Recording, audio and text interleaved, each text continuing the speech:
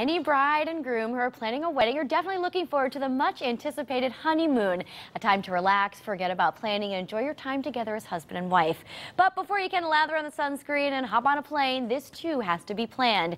Here to help us out today is Allison Umbircht, the travel expert and author of Romantic Weekends in Europe. Hi, Allison. Thanks for being here. Thank you for having me. So the honeymoon is a big factor when it comes to all this wedding planning, and it's something you really should take time. And you say contact a travel agent. Yes, I mean, there's so many details involved with planning a wedding that can be overwhelming to you. You don't want your honeymoon planning to be another thing on the list that will stress you out.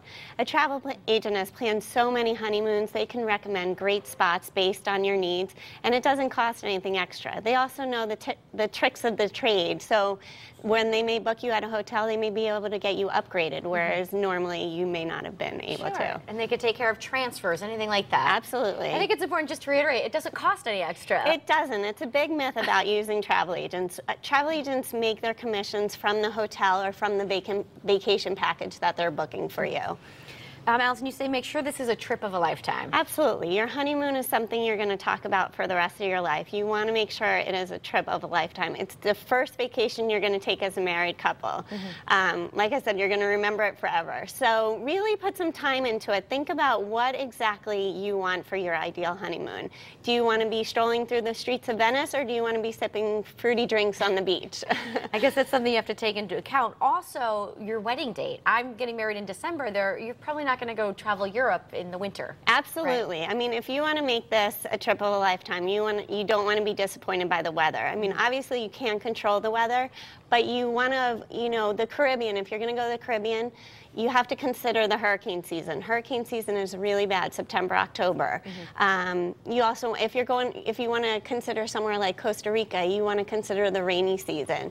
You want to, and also, if you've wanted to go to Australia all your life for your honeymoon and you're getting married in the summer, realize that's the winter in Australia. May not be the best time to visit. And you mentioned it's important not to spend all your time traveling. Absolutely. I mean, if you have 5 to 7 days for your honeymoon, don't go somewhere like Fiji where it takes over 30 days to get to. You want to be able to get there, relax, and enjoy yourself.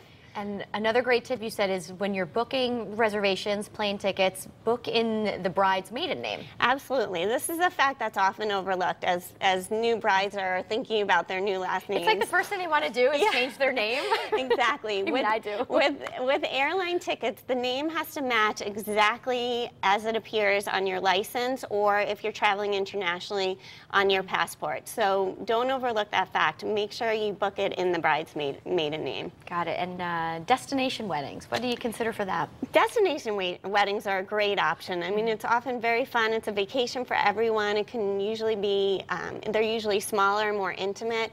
My biggest tip for bride and grooms that are planning destination weddings is to make sure you go to the destination before your actual wedding. Beforehand, right? Yeah, I mean, you don't want to just pick somewhere online and think this will be great, because it could be totally different once you get there. Good advice there. All right, well, let's talk about some of the hot tickets this year. Where are brides and grooms going? So I've planned honeymoons everywhere from Bali to Thailand to Hawaii to the Caribbean. I think some great places are in the Caribbean, somewhere like Anguilla or St. Lucia, beautiful beaches. If you're willing to go a little bit further, I think Hawaii is a great destination, as well as Greece. And Costa Rica, if you want a little adventure right? I would see in there. zip lining in Costa Rica. It's all there. And if you want to be a little more exotic, somewhere like Thailand or Fiji or Bora Bora, those are all great options. And what do you think about the all-inclusive option? I think it's a good option, especially if you're on a budget. I mean, it depends where you go. If you're going to go to an all-inclusive resort, you want to make sure there's a lot of restaurant options. You want to make sure there's a lot of activities. You want to find out exactly what's included, because it really does differ from resort to resort. So the best advice would be kind of do your online research, get some ideas, and then find a travel agent. Absolutely. Very good. Allison, thank you so much for being here. More information, where can we find you? You can go to my website, www.tripsofalifetime.biz. Sounds great. All right, good advice. Thank you. I want to plan mine.